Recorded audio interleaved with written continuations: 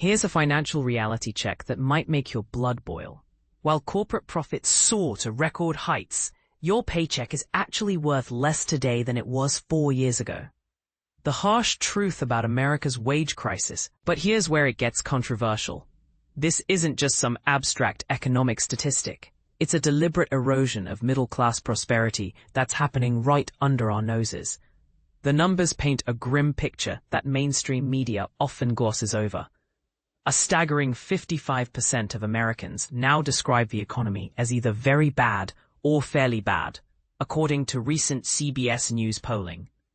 Even more telling, 3 out of 4 Americans openly admit their incomes simply haven't kept pace with rising prices, while most expect this painful trend to continue accelerating. And this is the part most people miss. The wage gap isn't hitting everyone equally. Some professions are being absolutely devastated, while others are thriving, creating a two-tiered system that's reshaping American society in ways we're only beginning to understand. Educators have emerged as the biggest losers in this economic reshuffling, experiencing the most severe disconnect between income growth and inflation over the past 4 years.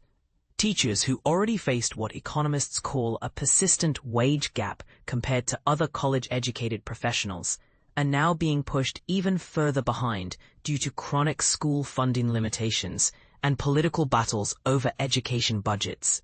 But wait, there's a deeper power dynamic at play here that reveals uncomfortable truths about how our economy really works. Wage growth fundamentally reflects who holds leverage in the labor market, explains Sarah Foster, Bankrate's economic analyst. When job openings outnumber available workers, companies are forced to increase compensation to attract and retain talent. But when the tables turn and workers have limited options, employers can essentially dictate terms. This power imbalance becomes crystal clear when you examine which sectors are actually winning. Workers in leisure, hospitality, and healthcare, industries that experienced massive labor shortages post-pandemic, have managed to outpace inflation. Healthcare alone drove an astounding 88% of private sector job growth last month, giving those workers unprecedented bargaining power. Here's what experts don't want you to realize. That 1.2 percentage point gap between wages and inflation represents nothing less than outright purchasing power destruction, as Foster bluntly puts it. This isn't just about having less spending money. It's about the systematic erosion of your ability to build wealth, save for emergencies, buy a home, or secure your retirement. Every day that wages lag behind inflation, American families lose ground on their most fundamental financial goals. Money that should be flowing into emergency funds, retirement accounts, and down payment savings is instead being consumed by the relentless march of higher prices. But here's where the story takes an even more disturbing turn.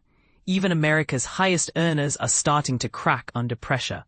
Wage dissatisfaction has reached levels not seen in over a decade, with only 54% of Americans expressing satisfaction with their current pay.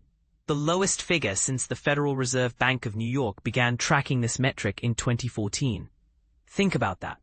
Despite all the talk about economic recovery, worker satisfaction with compensation is at its worst point in more than 10 years. The affluent households that typically drive consumer spending and economic growth, contributing roughly credit card delinquencies and auto loan defaults among high-income earners are surging, painting a picture of financial stress that extends far beyond traditional working-class struggles. And this is perhaps the most shocking revelation. The share of newly created jobs that actually pay above average wages has collapsed from 38% before 2020 to just 7% today, according to VantageScore's analysis. We're not just seeing wage stagnation. We're witnessing the systematic downgrading of American employment opportunities. This creates a vicious cycle that's particularly brutal for white-collar professionals.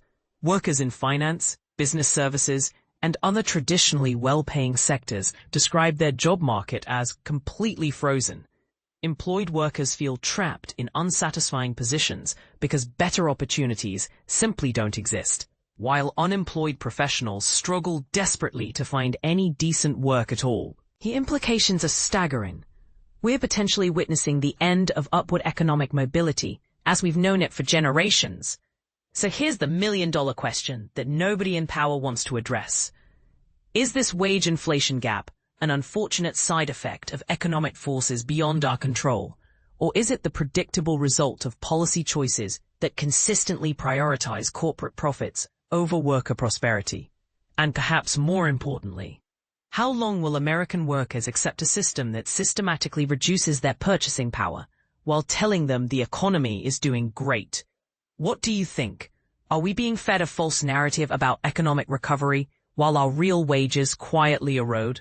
Or is this temporary pain necessary for long-term economic stability? The data is clear, but the solutions remain hotly debated.